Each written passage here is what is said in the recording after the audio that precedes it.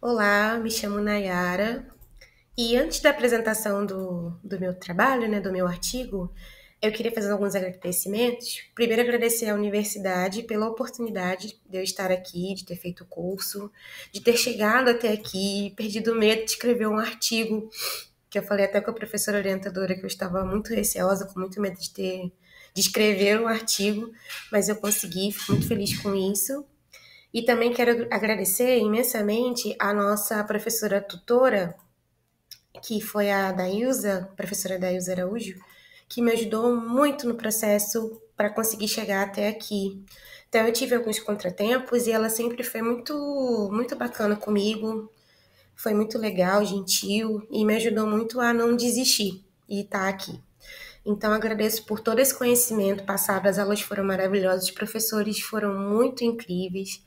A minha professora orientadora também, a professora Jessineide, que foi uma pessoa muito bacana também comigo, e por tudo que foi passado para mim até aqui. Então, agradeço muito por essa oportunidade maravilhosa, que era um curso que eu sempre tive vontade de fazer, e eu espero que possa dar tudo certo. Então, vamos à apresentação do trabalho agora. O título do meu trabalho é Resistência e Religiosidade, o protagonismo de mulheres negras nas irmandades religiosas de homens pretos no Brasil Imperial, que foi o período de 1822 a 1889.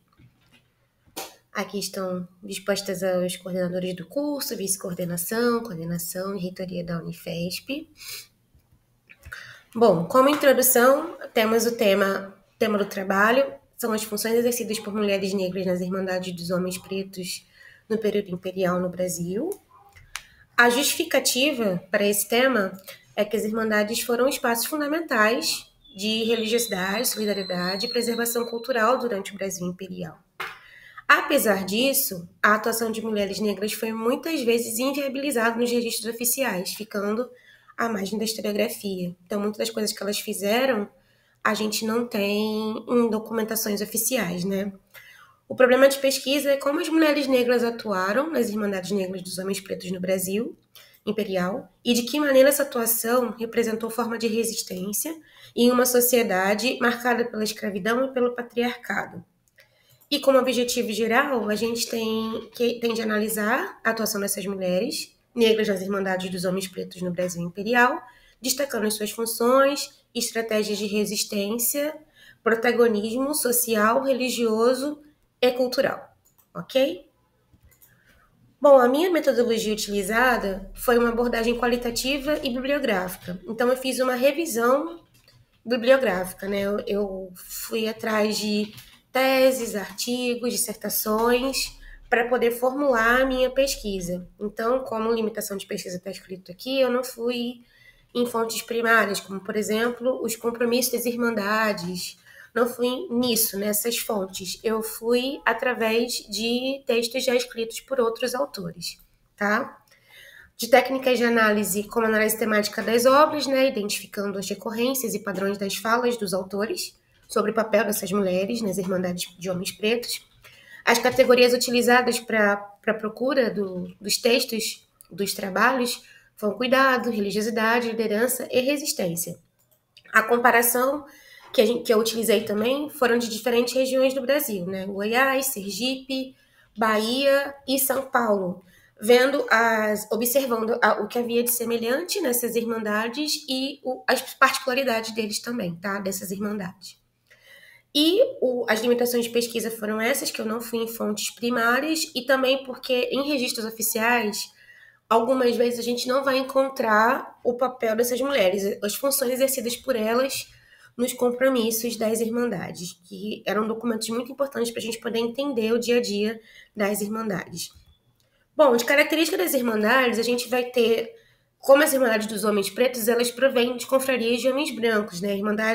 As irmandades, confrarias, elas surgem em Portugal e vêm para o Brasil tendo um layout, né, uma característica, uma configuração bem diferente do que existia lá em Portugal.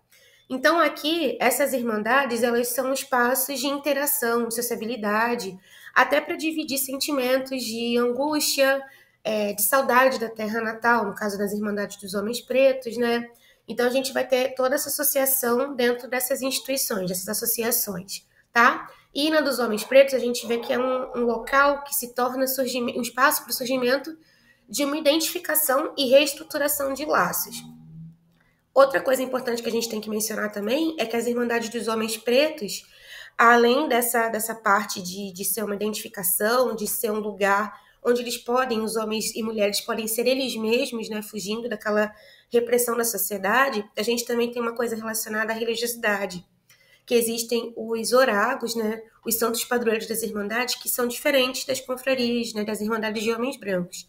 Chama atenção para os santos que foram São Benedito, Nossa Senhora do Rosário e Santa Ifigênia. Isso por conta da identificação dos santos padroeiros com os sentimentos dos homens e mulheres negros das Irmandades. Então tinha que haver uma identificação para a escolha desses oragos, né, desses santos. Então isso também chama atenção nessas Irmandades e difere das Irmandades dos Homens Brancos também.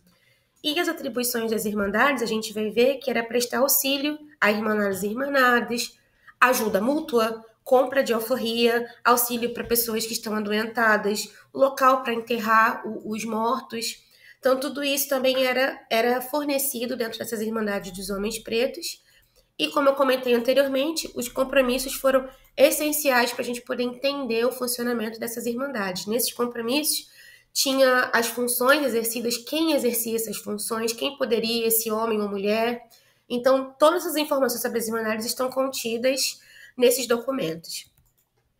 Nas Irmandades, as mulheres tinham funções relacionadas ao cuidado, à solidariedade, socialização de irmãos e irmãs, tá? Então, esse papel do cuidado dos irmãos necessitados era proveniente, era da mulher, vinha delas. Elas tinham esse papel.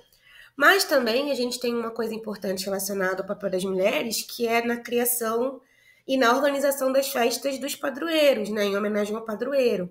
Então, toda a criação do conjunto de ornamentos, da criação das danças, apresentações, tudo ficava a cargo dessas mulheres, tá? E nas Irmandades de Homens Negros, a participação de mulheres era muito incentivada, mulheres negras nas Irmandades dos Homens Pretos, diferente das confrarias de homens brancos, né, que a atuação das mulheres era limitada.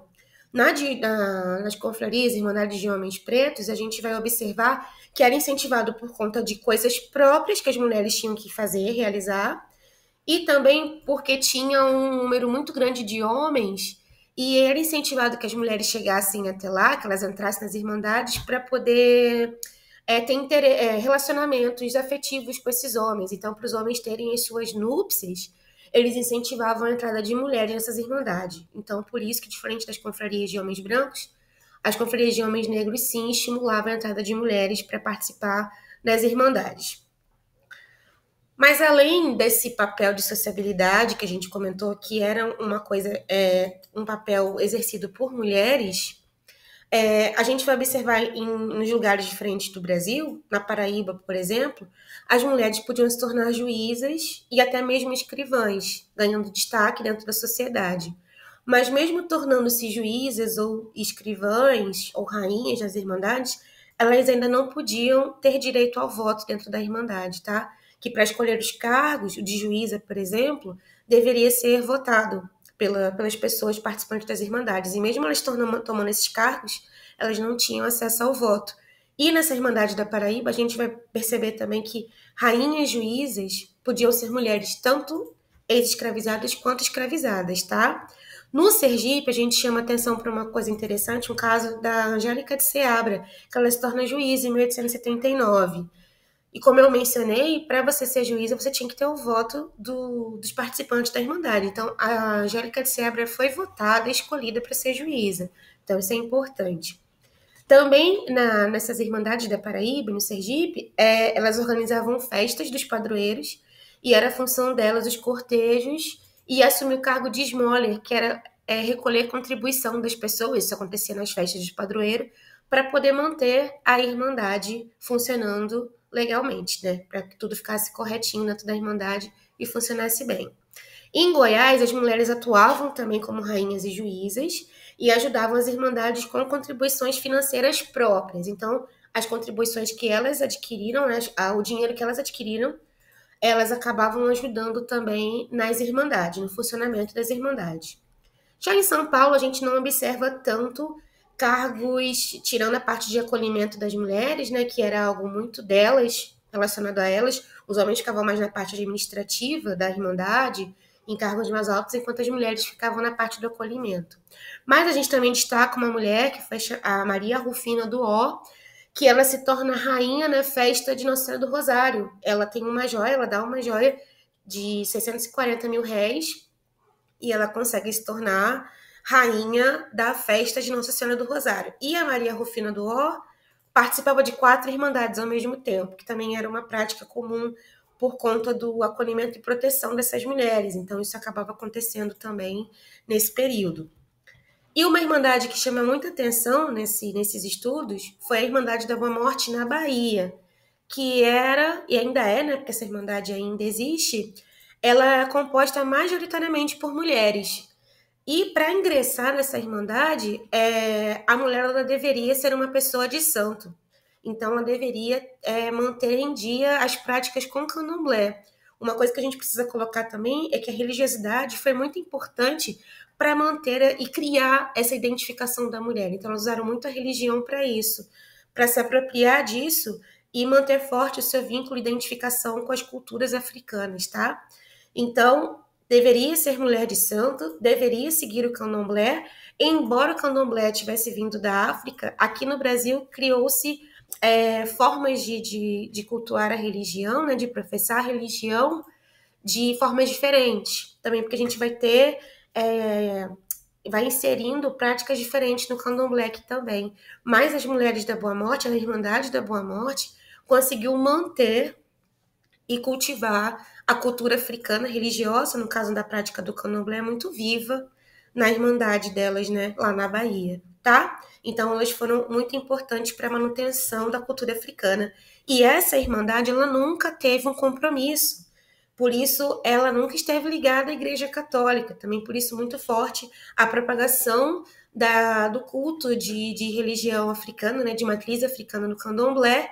E elas também eram muito rígidas com o comportamento das mulheres dentro da Irmandade, para que não chamassem atenção e a igreja não viesse fazer alguma coisa, já que não tinha compromisso, ficaria mais suscetível a ter algum problema na Irmandade. Então, elas mantinham um comportamento muito rígido dentro da Irmandade. Então, foi uma Irmandade muito importante, sendo liderada por mulheres. Com considerações finais, a gente sabe que as mulheres negras elas foram muito resistentes e resilientes na busca por espaço e sobrevivência na sociedade do Brasil imperial, né?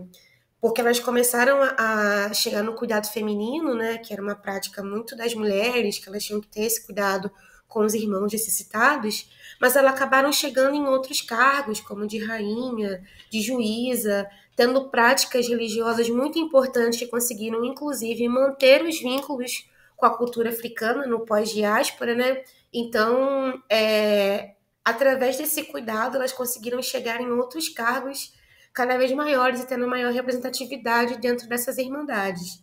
E acredito que a gente deve pensar em ampliar os estudos sobre o assunto das irmandades e das mulheres presentes nas irmandades de homens pretos, para que a gente consiga trazer cada vez mais visibilidade a essas mulheres, né, que muitas vezes por duplo problema, né, de serem mulheres e serem negras, serem completamente apagadas de registros históricos. Então, a gente precisa trazer cada vez mais à tona esses assuntos e trazer cada vez mais visão para que essas mulheres consigam chegar onde elas devem chegar através da sua resiliência e resistência em todos esses momentos da história brasileira, né? É isso, agradeço pela atenção, muito obrigada mais uma vez pela oportunidade e espero que seja até a próxima. Tchau.